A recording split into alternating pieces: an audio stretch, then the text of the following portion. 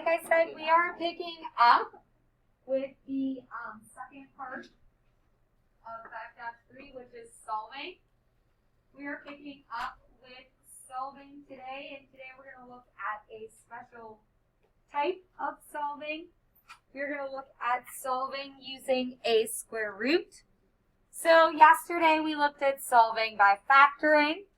So today we're going to look at solving by taking the square root, and that's going to summarize our study of solving quadratics using techniques that work sometimes.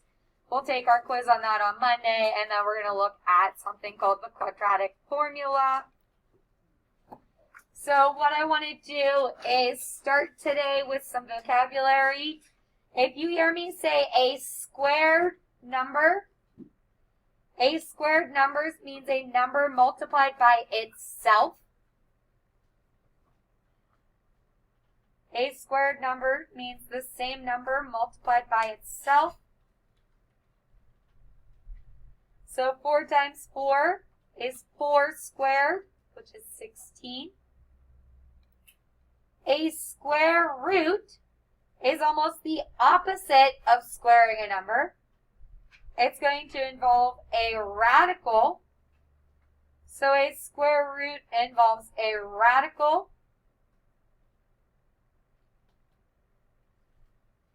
The square root of non-perfect squares will be a decimal. The square root of non-perfect squares will be a decimal. The square root of a perfect square will be a whole number. So for example, the number 81 is a perfect square. So the square root of 81 is 9. And then last but not least, if you hear me use the word radical, a radical is the mathematical word or term for a square root. A radical is the mathematical word or term for a square root. So hopefully all of that vocabulary is something you remember or recall. Kind of something that you're like, yeah, I remember that word, or I've heard that before. So that as we work through this unit today, you kind of have a nice solid understanding. The next thing we're going to look at is the perfect squares. What are the mathematical perfect squares? So the perfect squares are the numbers in algebra that are themselves multiplied together. So for us, it's super important to be able to memorize or know easily off the top of our head the first 15.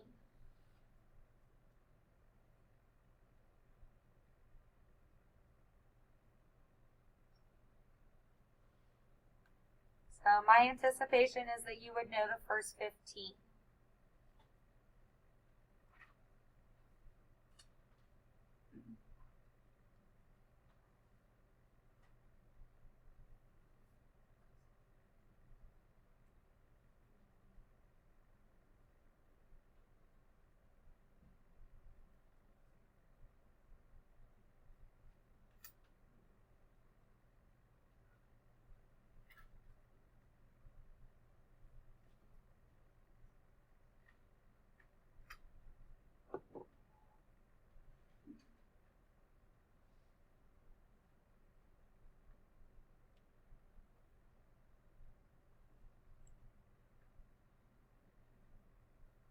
Everybody good?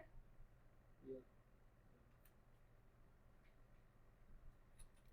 Okay, so again, our goal today is to look at solving by taking the square root. We're going to do that by taking the square root of both sides. This only works if you can solve for x squared. So what needs to happen is we need to not have a bx term. So this technique or method only works if I do not have a bx term. So if you are going to identify the coefficients or the terms, your b value would need to be 0. So this only works if my b value is equal to 0. So in standard form, it would look like ax squared plus c equals 0.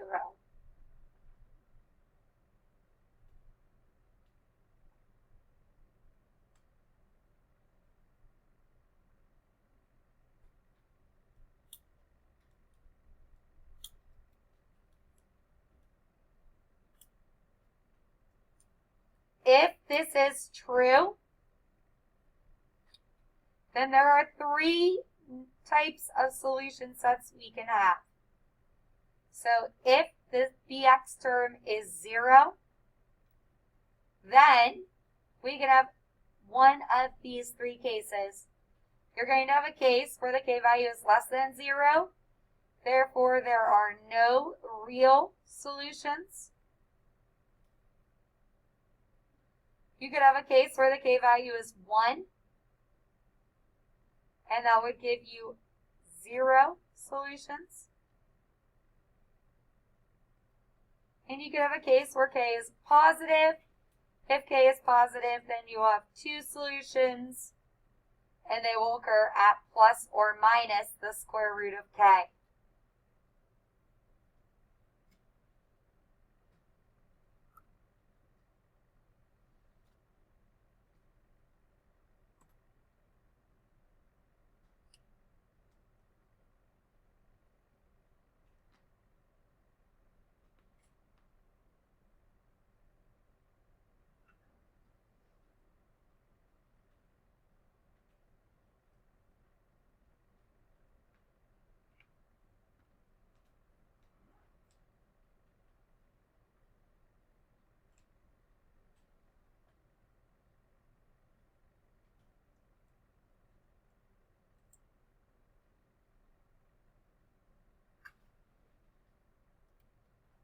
So I have the following 3 examples. So we have example number 1. So this is like the first case. I have x squared is equal to a negative. Since we cannot take the square root of a negative number, this has no real solutions. The second case, you have x squared equal to 0. Well, x squared can equal 0 when x is 0. That will only give one solution, though, because 0 can't be positive or negative. And then we have the case where x squared is equal to 7. Taking the square root of both sides, you have to identify that if you take a square root, you have a positive or a negative value that would work. The reason there is a positive or a negative is because you could square a negative number and square a positive number and get the same answer. So a negative number squared and a positive number squared become the same.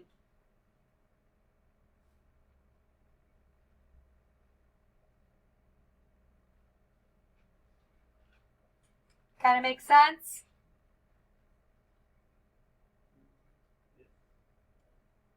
Awesome. So what we're going to do now is compare factoring to taking the square root. So for our next example, we have x squared equals 81.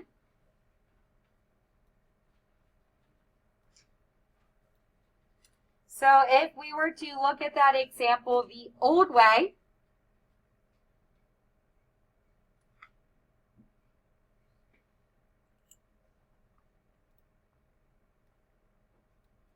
then if you did it how we were solving yesterday, your first step would be to subtract 81 to the other side.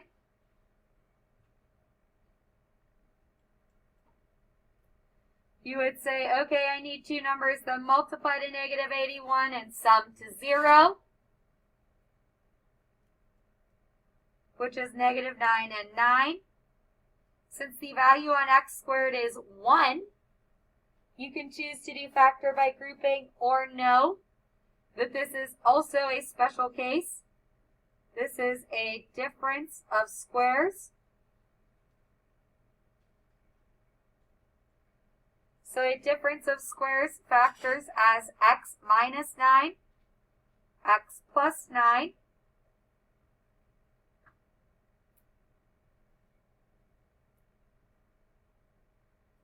so my solutions are x minus 9 equals 0, x plus 9 equals 0, therefore x equals 9, and x equals negative 9.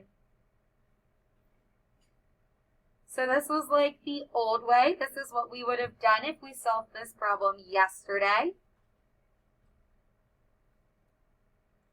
Today's method is sort of like a technique that works in special cases. And this is one of those special cases because the value of bx is 0. So you go back to that idea that x squared equals 81. If you have a square equal to a number, then to solve for x, you can take the square root of both sides.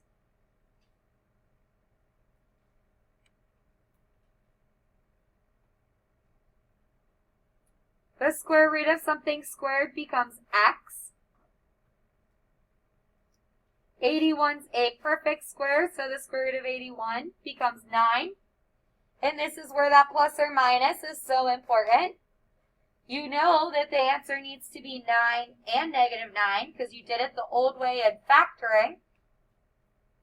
So we know that if we do it the new way using the solving by taking the square root technique, then I need to have both a positive 9 and a negative 9. And you could check them. You go back to like our old ways. If you did 9 squared, you get 81. And negative 9 squared is also 81.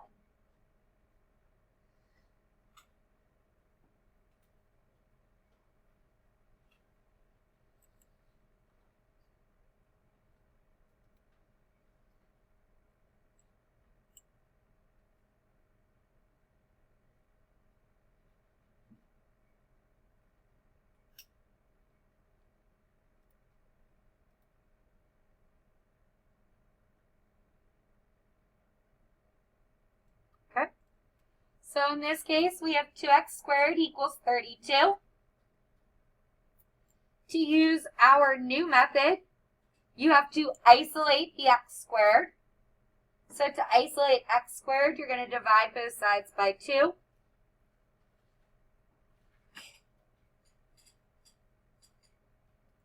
Once you have x squared alone, you're going to take the square root of both sides.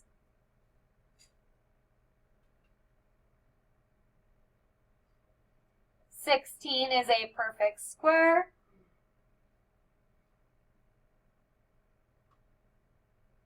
So we get x equals plus or minus 4. If you were to do this the old way, step 1 would have been to set it equal to 0. I would hope that when you saw this, you saw a GCF of 2.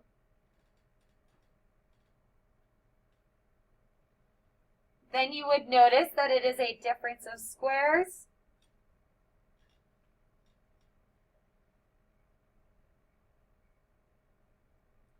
And then you set your factors equal to 0.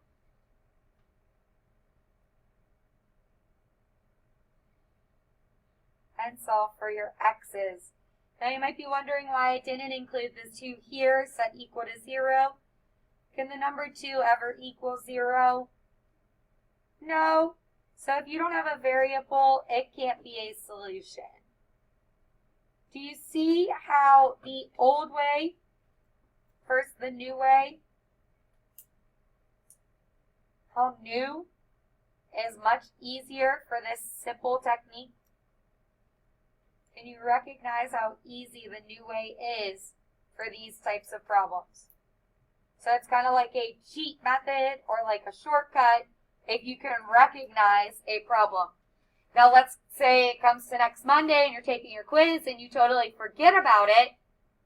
What's nice is that the old way works. And you're going to be doing the old way for problems that can't use this shortcut.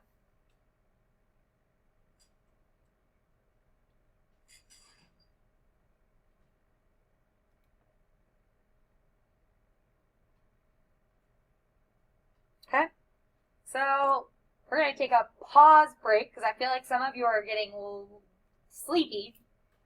It's a little warm in here. I want everybody to stand up. Like actually stand up. Can I wear those heels? No, you cannot wear her heels. Oh, I think they're Brooks. I think she left them here last period. I want you to like stretch, move your body, get your blood flowing. Wake up. Don't shake each other. I didn't say, I just said stand in your place and like move your body around. You said get going. I said get your blood going, like move it through your body. It could also accomplish an injury, some brush burn. I'm getting ready. Touch your toes. How many of you can actually touch your toes? Did you know that if you try to touch your toes every day, that after like a few weeks you can actually accomplish it? So like if every day in here I told you to bend over and touch your toes, after like a month you'd actually be able to touch your toes? So if you do this and then try that, it's a lot. Push. I mean, I can get my hands flat on the ground. I'm good. I know this one.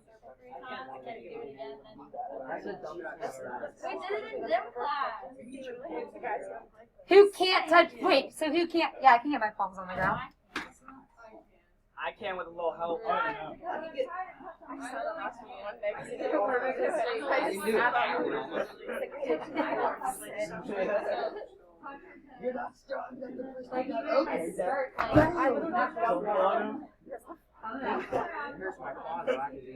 yeah, I mean it doesn't feel great.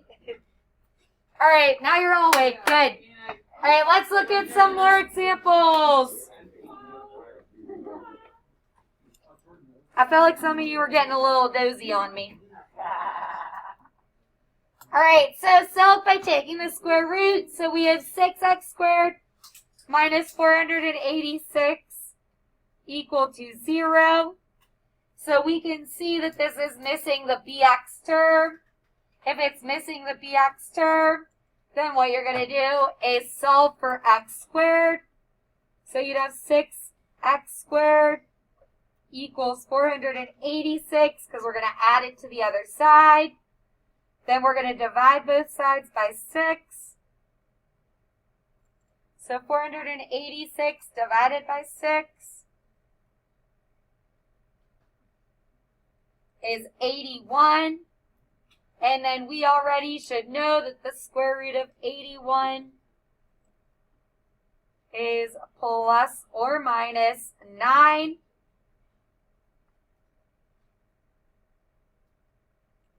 And again, you could always take it, check it, plug it back in, and see that it works.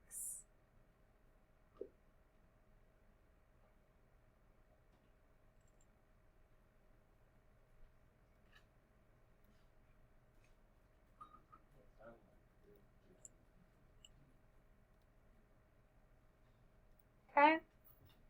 So in this case, we have two quantity x plus 4 squared equals 18. So once again, you're trying to get the x squared or the squared stuff by itself. So what we're going to do is start by dividing both sides, both sides by 2.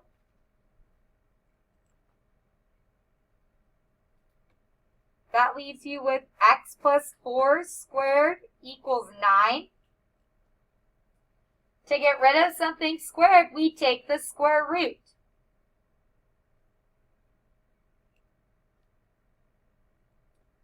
So you get x plus 4 equals plus or minus, because the squared and the squared cancel. If you take the square root of a number, you get a plus or minus 9. So now this is kind of like our zero product property or our absolute values.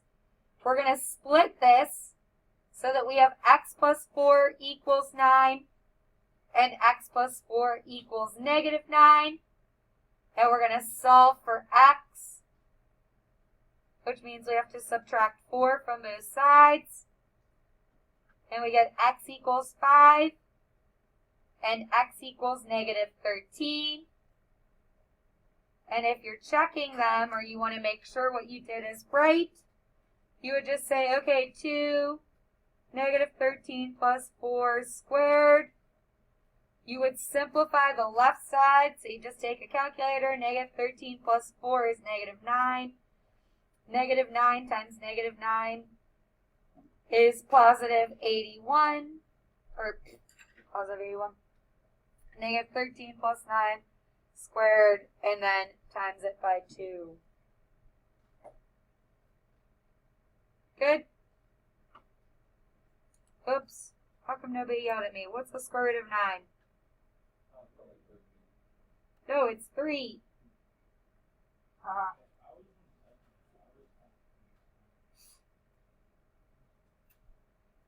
Guys, just let me write 9 again. Square root of 9 is 3. Therefore, you're subtracting 4 from 3 and negative 3. So you get x equals negative 1 and x equals negative 7. Hey, my check step helped me because when I plugged in negative 13, it didn't work. So now, if I plug in negative 7 plus 4 is negative 3. Negative 3 squared is 9. And 9 times 2 is 18. So by actually completing the check, I realized, oh hey, I wrote 9 instead of 3 and could catch my error. So it didn't take me very long on my calculator to just go and quickly check my own math.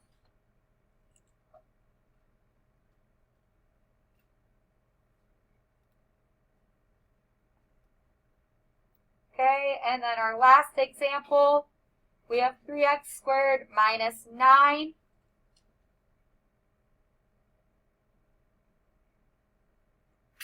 So again, you have two ways that you could go about doing this. You could factor it, you could take out a GCF, or you can use our new technique, which says, okay, 3x squared equals 9. Divide by 3 to solve for x squared. And now we have a case where x squared equals a non-perfect square. That's okay. So my answers are going to be x equals plus or minus the square root of 3. This is actually a problem that if you tried to factor it, it is not factorable.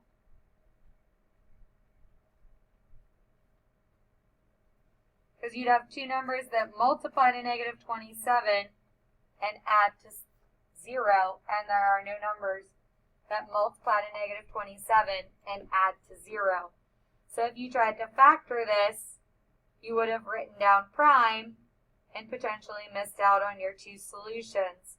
So the reason we're doing this technique is to help us catch solutions that we would miss if it wasn't factorable. Wait, so you can't do decimals in this? No, you should just leave it like that. You don't need, I mean, you can, but like, they're not helpful. It's easier, you don't have to use your calculator to get a decimal.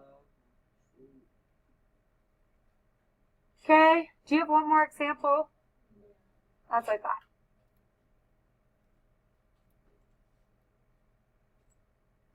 Okay, and then our last example, we have 4x plus 4 squared equals 4.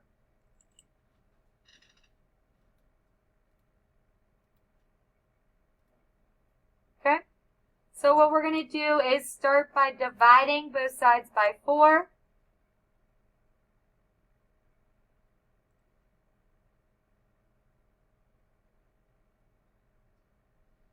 So we get that that's equal to 1.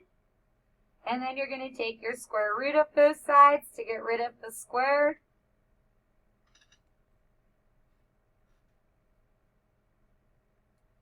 The square root of 1 is 1.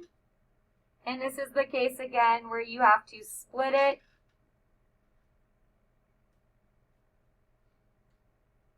And solve for x.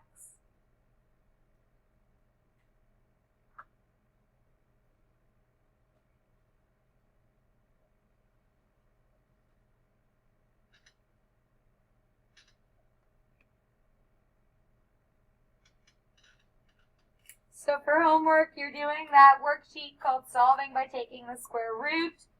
That is due tomorrow. And then tomorrow there will be a Delta math that kind of has all the different factoring with solving techniques on it for you. Yes. No, I'm just going to let you guys start your homework. Wait. Are you sure that bottom part isn't your homework? Yeah, no, it better not be. Yeah, that is your only homework. Is just that bottom. Oh wait, no. Yeah, you're gonna skip the bottom. We're gonna do all that Thursday. So you're gonna skip the bottom part, skip the next page, and you're gonna do the page that says solve by taking the square roots.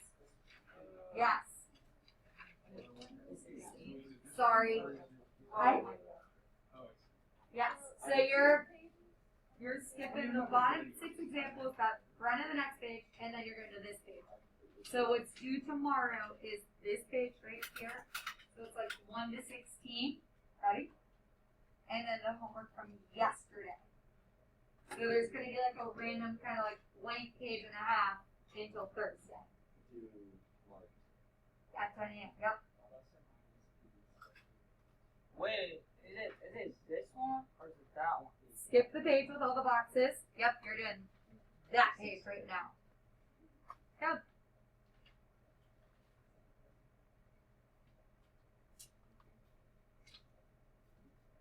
This is due by like midnight. Tomorrow at 10 a.m. Oh my god.